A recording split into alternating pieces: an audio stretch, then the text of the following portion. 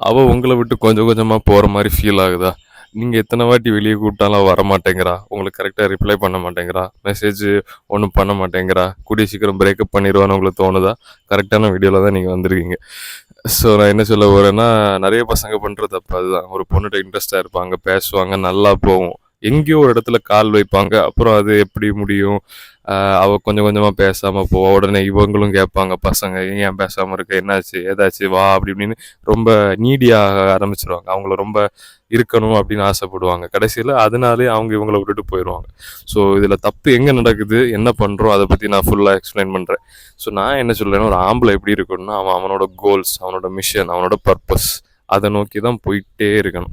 2வது ரிலேஷன்ஷிப். அதாவது ஒரு புக்ல சொல்லியிருக்கு, வே ஆஃப் த சுப்பீரியர் மேன்ல 80% நம்ம எனர்ஜிய வந்து நம்மளோட பர்ப்பஸ், கோல்ஸ், மிஷன் நம்ம பெரிய ஆள் ஆகுறது, அப்புறம் பெரிய ஆள்னா நம்மளோட கோல்ஸ் அச்சீவ் பண்றது. அதில தான் 80% எனர்ஜி போணும்.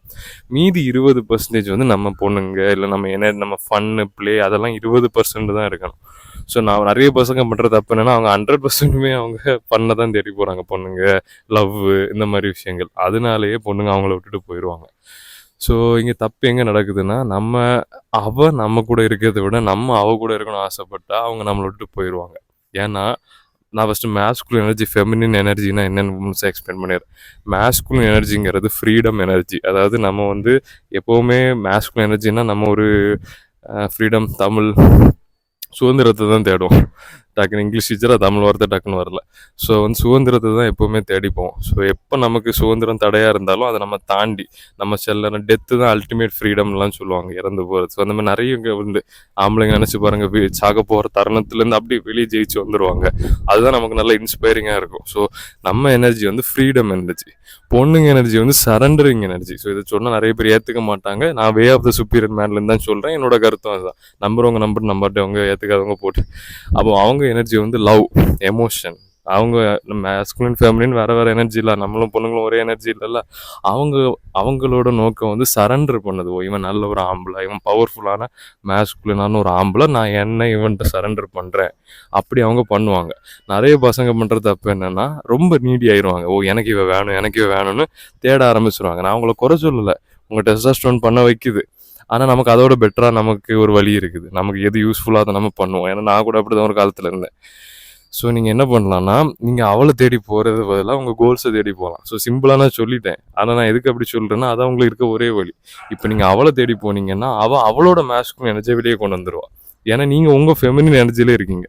ஸோ இதை நான் ஈஸியாக எக்ஸ்பிளைன் பண்ணுறேன். அதாவது மேஸ்குலின் எனர்ஜி, ஃபெமினின் எனர்ஜி நான் இப்போ தான் எக்ஸ்பிளைன் பண்ணேன். ஸோ நீங்கள் வந்து உங்கள் மேஸ்குலின் எனர்ஜியை யூஸ் பண்ணி உங்கள் கோல்ஸ் தேடி போகிறீங்க. அப்போது ஃபெமினின் எனர்ஜி உங்களை தேடி வரும், பொண்ணுங்க உங்களை தேடி வரும். அப்போ நீங்கள் இன்டெல்ஜ் பண்ணால் தப்பு இல்லை. இன்டெல்ஜ்னா ஈடுபடுறது. அடிக்கடி டீச்சர் மாதிரி எக்ஸ்பிளைன் பண்ணுறேன், ஏன்னா நான் ஒரு ஸ்கூல் டீச்சர். ஸோ அதை விட்டுட்டு நீங்கள் உங்கள் ஃபெமினின் எனர்ஜியில் அதிகமாகறீங்க. ஓ, எனக்கு இவ்வளோ ரொம்ப பிடிச்சிருக்கு, நான் இவ்வளோ பார்க்க போகிறேன், இவ்வளோ பேச போகிறேன், இவ்வளோ கிஃப்ட் வாங்கி கொடுக்க போகிறேன், இதெல்லாம் ஃபெமினின் எனர்ஜி. இது கொஞ்சம் இருந்த தப்பு இல்லை, நிறைய பேர் அதிகமாக இருக்கு. அதனால என்ன ஆகும்னா, பொண்ணு வந்து அவ ஃப்ரீடம் தேடி போவா. அவளுக்கு சுதந்திரம் தேவைப்படுது. ஸோ அவள் வந்து உங்களை விட்டுட்டு எங்கே அந்த மேஸ்குலின் எனர்ஜி அதிகமாக இருக்கும் அங்கே தேடி போவோம். ஸோ இதுதான் நடக்குது.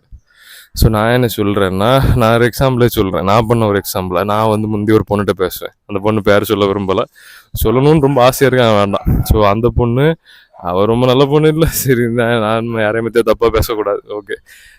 ஏன்னா அவளுக்கு ஒரு பாய் ஃப்ரெண்ட் இருந்தால் அந்த நேரம், அதனால நான் பேசினேன். அது முன்னாடி நான் எல்லாரும் தப்பு பண்ணுவாங்களே அந்த மாதிரி தான். அப்போ அவள்கிட்ட நான் பேசும்போது, இப்போ நினச்சா கொஞ்சம் இதாக தான் இருக்குது. அவள் வந்து என்கிட்ட பேசுவா, நானும் அவள்கிட்ட பேசுவேன். அவளே என்னை தேடி வருவா. ஆனால் நான் பண்ண தப்பு என்னன்னா, எனக்கு ஒன்று பார்க்கணும், பேசணும்னு நான் ரொம்ப நீடியாக இருந்துட்டேன். அதனாலேயே அவள் கம்மியாக பேசினான். அப்புறம் நான் ரொம்ப அவளை கால் பண்ண ட்ரை பண்ணுவேன். கடைசியில் என்ன பண்ணான்னா, என்கிட்ட பிளாக்கே பண்ணிட்டா. அவள் அப்படி நான் கேட்டால் வீட்டில் எப்படின்னு சொல்லி முதல்ல என்னையே விட்டுட்டா. அப்புறம் தேடி வருவா. ஒரு சைக்கோ. ஸோ பாயிண்ட் என்னன்னா, நீங்கள் வந்து உங்கள் நீடினஸ் இல்லாமல் இருந்தாலே பொண்ணுங்க உங்களை ஆட்டோமேட்டிக்காக தேடி வருவாங்க. இது ரிலேஷன்ஷிப் தொடக்கத்தில் மட்டும் இல்லை, ரிலேஷன்ஷிப் நடுவுலையும், ரிலேஷன்ஷிப் எப்போனாலும். முடிவுலன்னு சொல்ல முடியாது, என் ரிலேஷன்ஷிப் போயிட்டுலாம் இருக்கும்.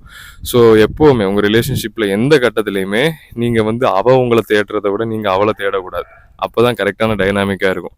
நீங்கள் உங்கள் கோல்ஸை தேடி போகணும், அவள் உங்களை தேடி வந்து உங்களுக்கு ஹெல்ப் பண்ணுவாள் உங்கள் கோலை நீங்கள் அச்சீவ் பண்ணுறது. இதுதான் கரெக்டான ஒரு டைனாமிக்.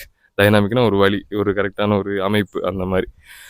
ஸோ நிறைய பேர் பண்ணுற தப்புனால இதுதான் தப்பு. அது ரிலேஷன்ஷிப்பில் இருக்கும்போதும் சரி, இப்போ நீங்கள் ஒரு கேர்ள் ஃப்ரெண்ட் பாய் ஃப்ரெண்டாக இருக்கீங்க, டக்கு நான் வேறு ஏதாவது பையன்ட்ட பேசுகிறா, ஓ நீ எப்படி பேசலாம் அப்படி இப்படின்னு நீங்கள் அந்த அந்த நேரம் இதே ஆகக்கூடாது. ஓகே எனக்கு என்ன அப்படின்னு அதாவது அதுக்கு ஒரு லிமிட் இருக்குது. ஆனால் நீங்கள் தேவையில்லாம அதை பண்ணாமலே இருந்தால் கூட நல்லது தான் என்கிட்ட கேட்டால். ஏன்னா அதுக்கு ஆப்போசிட் என்ன, அவங்களுக்கு உங்களை பிடிக்காம போய் உங்களை விட்டுட்டே போயிடுவாங்க. நமக்கு தேவை ரிசல்ட்ஸ், அவ்வளோதான். நமக்கு தேவை அது ஆப்டிமல். இது நம்ம மைண்ட் செட்டெல்லாம் கொஞ்சம் மைண்ட் செட்டோட எப்படி சொல்ல, இப்போ எனக்குமே ரொம்ப கஷ்டமாக இருக்கும். நான் ஒரு பொண்ணை பேசும்போது வேறு ஏதாவது பையன்கிட்ட பேசினா ரொம்ப இதாக இருக்கும், அடி வயிற்றுல ஒரு ஃபீலிங். அது கரெக்டு தான். ஆனால் அதோட விளைவு என்னென்னா நமக்கு ஒரு பொண்ணுமே கிடைக்காது. ஸோ நம்ம அப்படி இருக்கணுமா, இல்லாட்டி நம்ம கோல்ஸில் ஃபோக்கஸ் பண்ணி நம்ம இவங்க நம்ம கோல்ஸில் ஃபோக்கஸ் பண்ணுவோம். இப்போ பேசினா பேசிட்டு மற்ற பசங்கள்லாம் கட்டி பிடிச்சா கட்டி பிடிக்கட்டு, கை கொடுத்தா கை கொடுக்கட்டு அப்படின்னு நம்ம பாட்டுக்கு இருக்கணுமா? நீங்கள் முடிவு பண்ணுங்க. அதுதான் ரொம்ப ஆப்டிமலான ஒரு ஆப்டிமல் அடிக்கடி. ஏன்னா அதுதான் ஒரே வழி. இன்னொரு வழி என்னென்னா கேர்ள்ஸ்லெஸ் வெர்ஜினாவாக நீங்கள் இருக்க போகிறீங்க. ஸோ நீங்கள் முடிவு பண்ணுங்கள். ஓகே கைஸ், யாருக்காவது நோஃபாப் கோர்ஸ் வேணால் கீழே லிங்கை புக் பண்ணி அதை பர்ச்சேஸ் பண்ணுங்கள்.